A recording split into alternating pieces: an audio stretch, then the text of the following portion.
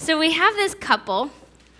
We don't know very much about them, right? We know they have 2 kids, and we know that Dad has given some thought to how we might keep the family safe, even though his current plan is currently under question. And we know that both of them have somehow implemented some sort of date night, right? That's what we know about this couple. And even in the midst of their little role-playing exercise here, we hear that there's a few things that Dad at least thinks are fun, right? So he says, I don't usually meet with people in an unfamiliar place, right? But I will make an exception. So that seems relevant, actually, because their whole little experience that they're doing right now is an exception to the way that they normally spend their days. This isn't how they do things on a regular basis. And then after she pours him a drink, he's like, I never drink alone, you know?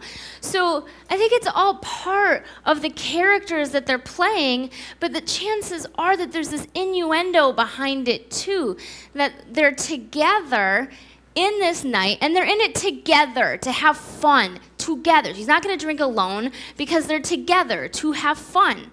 But then, of course, it gets really stressful really fast, and that's kind of interesting because you can see how quickly a stressful moment can deteriorate our ability to have fun. It just like snaps them right out of it. They're in this stress. And if any of us were in a similar situation, I think we'd all have a similar reaction. There's things we want to know.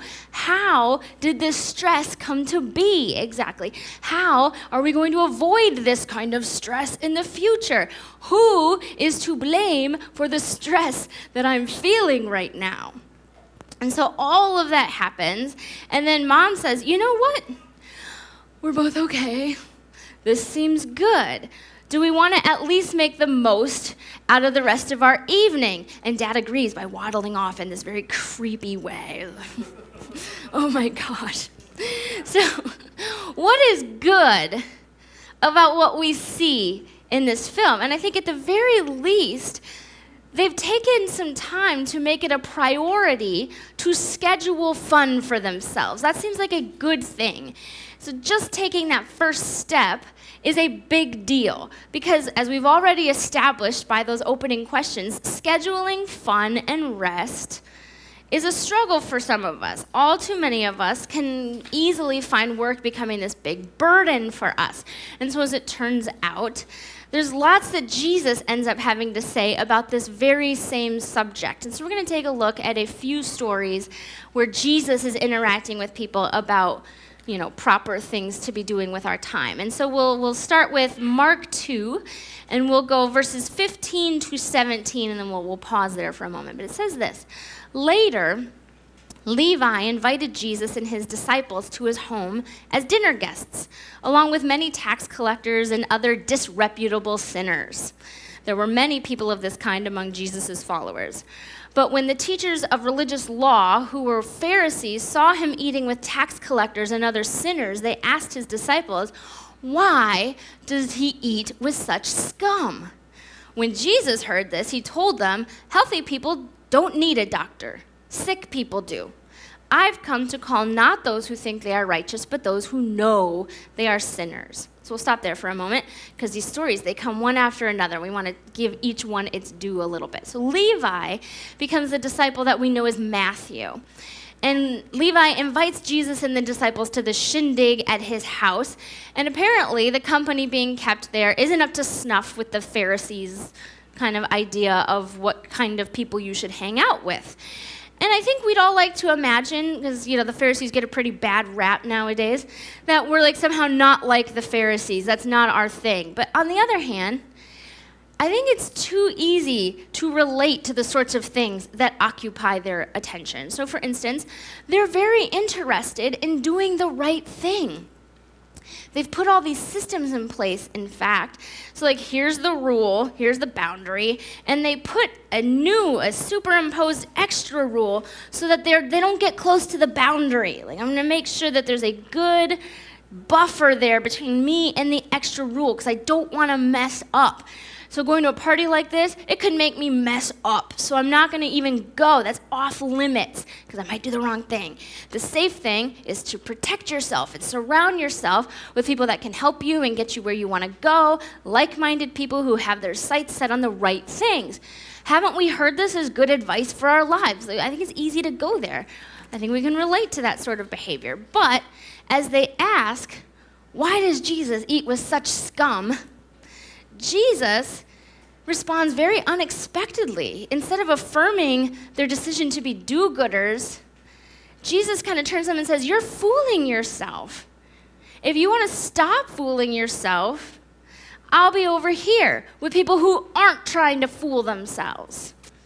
So I think one way we can look at a passage like this is to ask, what is it that we're trying to convince ourselves that we have a handle on that we can't possibly have a handle on? We're like trying to put it all in place to keep ourselves safe.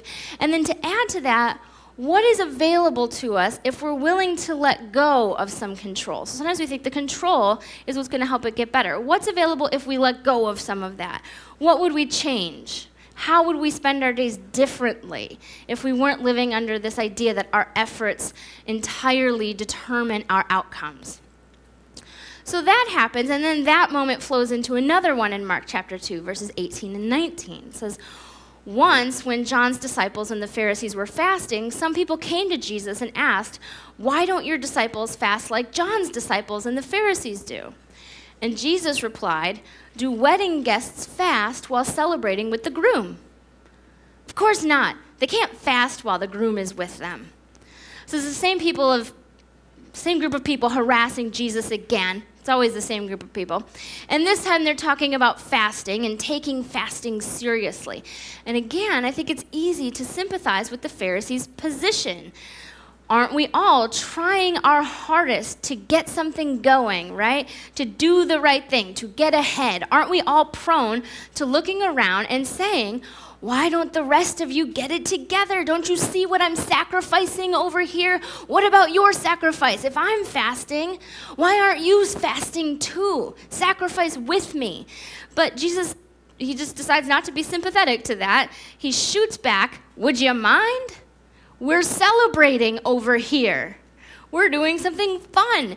And so his response sort of reminds me of the saying, a place for everything and everything in its place. Are you familiar with that one? Sometimes I get the sayings wrong. So, a place for everything and everything in its place. There's a place for fasting, but it would be out of place in this particular moment. To fast right now would be to miss out on something else that is very important, which I think is worth thinking about. And then we get this last moment that we're going to look at in Mark 2, starting at verse 23, going to 25, and then we'll skip a little bit of the summary of the story that he's telling from the Old Testament and go to 27. So it says this, one Sabbath day, as Jesus was walking through some grain fields, his disciples began breaking off heads of grain to eat. But the Pharisees said to Jesus, look, why are they breaking the law by harvesting grain on the Sabbath? And Jesus said to them, haven't you ever read in the scriptures what David did when he and his companions were hungry? And it turns out they went in and they took like food that was consecrated to community type moments. So that's not supposed to happen, but they did it because they were hungry and God did not kill them for it. Then verse 27, then Jesus said to them, the Sabbath was made to meet the needs of the people and not people to meet the requirements of the Sabbath. So each of these stories, and they come in rapid succession to one another there, they have a similar element. The Pharisees say, what are you doing? Why aren't you following the same list of shoulds that we are? And, they also say, you're treating rest and play, this is what Jesus says actually, you're treating rest and play like you treat your work, but your rest and play are meant to have different functions. And in this case, the Pharisees are saying, don't work on the Sabbath. That's not okay. Don't do it. The Sabbath was like a day of rest. And Jesus says the idea of rest was so that you'd feel permission to rest. Because otherwise, we tend to not feel a lot of permission. We need to keep going. We feel very guilty. so that you would be blessed by having time off. That's what the Sabbath was created for. I remember, I grew up in the Seventh-day Adventist tradition, and we weren't allowed to do anything on Sabbath. It was very strict. It was also on Saturday, so a lot of people go to church on Sunday, and they put all their events on Saturday, which means I was being excluded a lot. And I had to go to my gym teacher in 8th grade, and I had to explain why I couldn't show up, and she said, "Man, I wish somebody would make that rule for me." And so, as an adult, sometimes we kind of wish for that. Would somebody give me permission to rest? Because generally speaking, we're prone to this struggle in that area. Now, let's take a look at one more. This is a famous passage of a struggle that comes between a couple of ladies who wind up hosting Jesus at their home for the day. So this is Luke 10, verses 38 through 42, and it says, "As Jesus and the disciples continued on their way to Jerusalem, they came to a certain village where a woman named Martha welcomed him into her home. Her sister Mary sat at the Lord's feet, listening to what he taught. But Martha was distracted by the big dinner she was preparing. She came to Jesus and said, 'Lord, doesn't it seem unfair to you that my sister just sits here while I do all the work? Tell her to come and help me.' But the Lord said to her, 'My dear Martha, you are worried and upset over all these details. There's only one thing worth being concerned about. Mary has discovered it, and it will not be taken away from her.'" So I think here we have two possible responses. There's this awesome person that shows up to your house one day, and you have to figure out what you're going to do about that. So whoever your awesome person is in your life, they're coming to your house. And I think Jesus aside, we all kind of understand this business of what we're going to do to prepare when somebody comes to our house. I personally have quite a parade of people that come through my house. And I have bare minimum requirements. If they're going to be playing on the floor, I need to make sure the floor is swept a little bit. And if they're eating, I want to make sure that there's food that's good to eat. And if we're going to have a conversation at the kitchen table, I need to make sure that the layer of kid food is cleaned up. You know what I mean? It's the bare minimums. Even if I can't get it all done, here's my minimum. And so I think we can all understand this idea that Martha has standards, and she wants Mary to care about those things, care about the same things that she's caring about.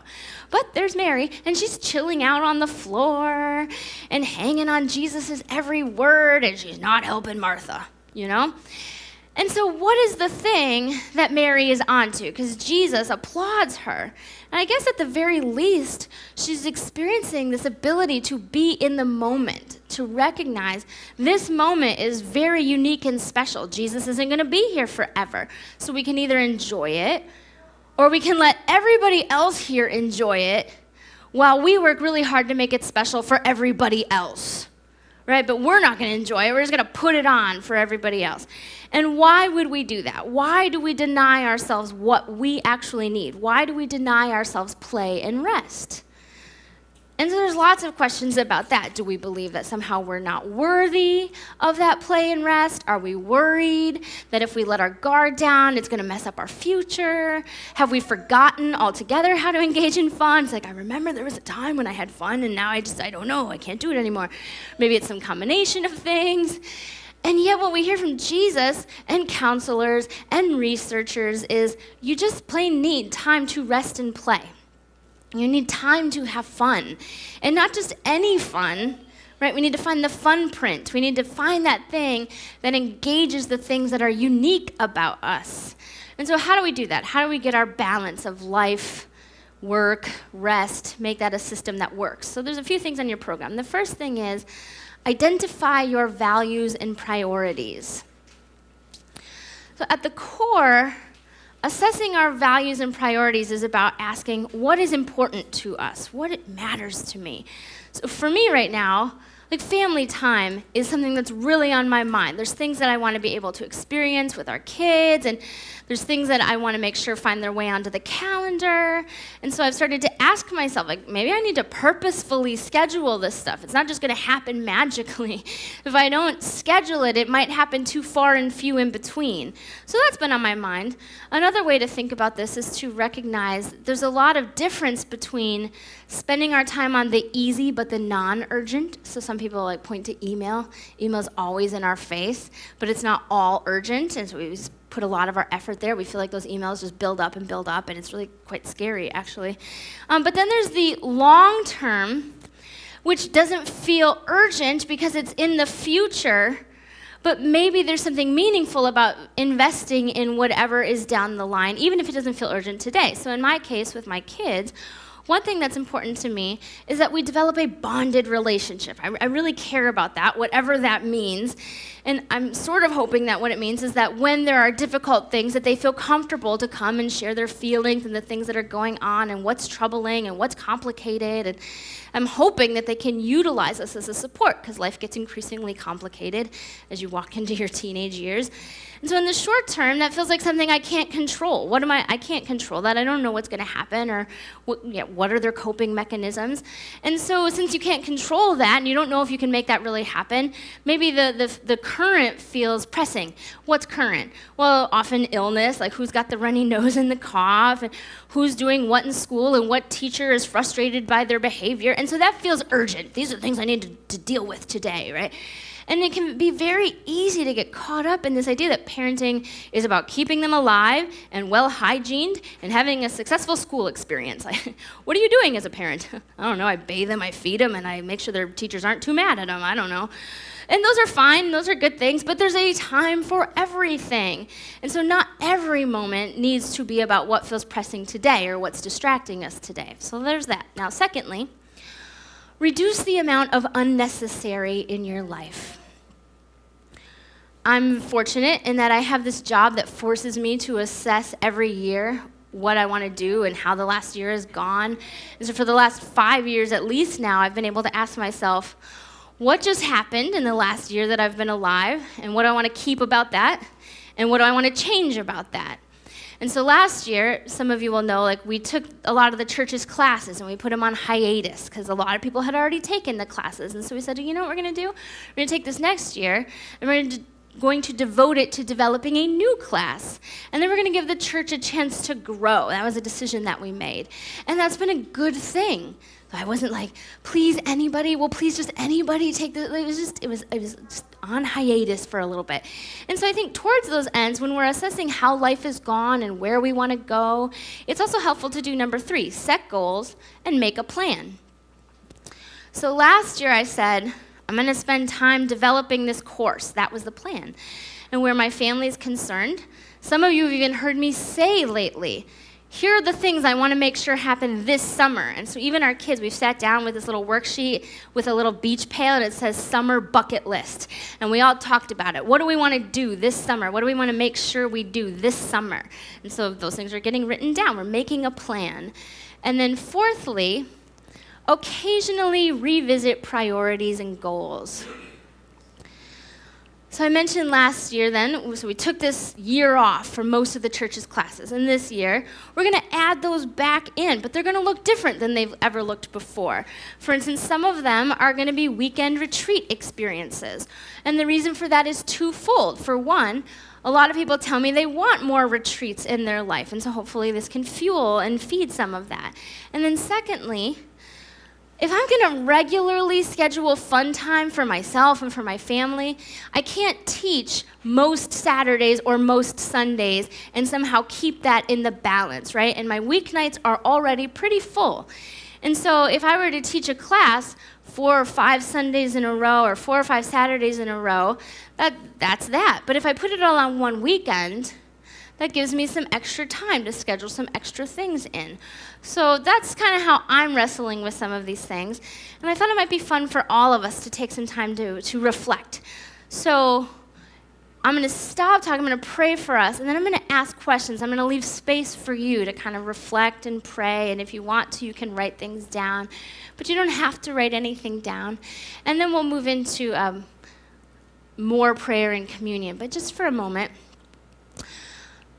Lord, I lift up the things that we're talking about today, of trying to balance our work and our rest and our play. And we haven't even talked that much about it, but even the reality that play and rest, having fun and resting, are even 2 different things. And Lord, we just want to acknowledge for any of us that it's relevant for just how challenging it is for us to do that. because work comes home and because work feels pressing and so we feel like we should be doing more of that. And so, God, I pray, would you bring to mind for each of us things that we like to do for fun? Would you speak to us about the things that instantly bring a smile to our face? I'll just give you a moment to listen to God.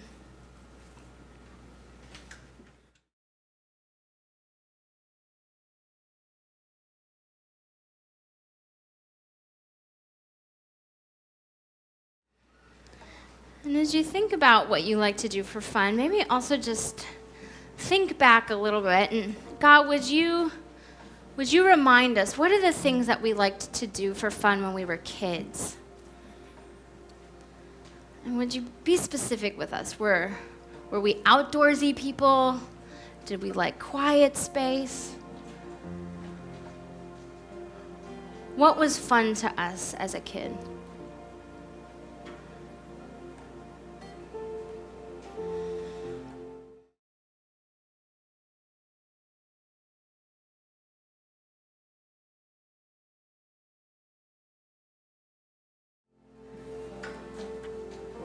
How many of you are able to identify something that was fun as a kid? How many of you are surprised by what came to mind? Good. So I'm going to read this Luke 10, verse 38 through 42 again. And as we read it again, we're going to take some time to reflect on what we hear and just know what stands out to us. So I'm going to read it. As Jesus and the disciples continued on their way to Jerusalem, they came to a certain village where a woman named Martha welcomed him into her home. Her sister Mary sat at the Lord's feet listening to what he taught. But Martha was distracted by the big dinner she was preparing. She came to Jesus and said, "Lord, doesn't it seem unfair to you that my sister just sits here while I do all the work? Tell her to come and help me." But the Lord said to her, "My dear Martha, you are worried and upset over all the details. There's only one thing worth being concerned about. Mary has discovered it, and it will not be taken away from her." Just take a moment. What stands out to you in that?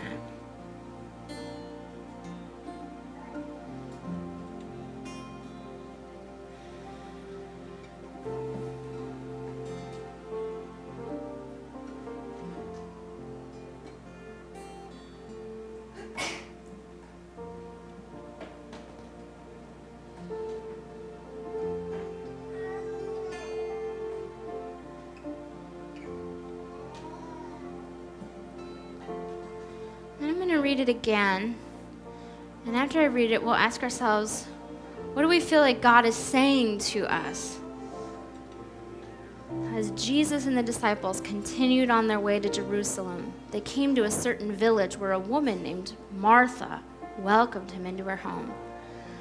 Her sister Mary sat at the Lord's feet listening to what he taught, but Martha was distracted by the big dinner she was preparing. She came to Jesus and said, "Lord, doesn't it seem unfair to you that my sister just sits here while I do all the work?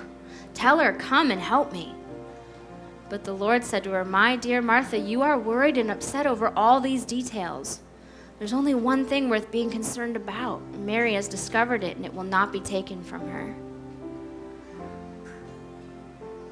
So Lord, I pray that you would come and would you speak to us. What are you saying to each one of us through this passage? Come, Holy Spirit.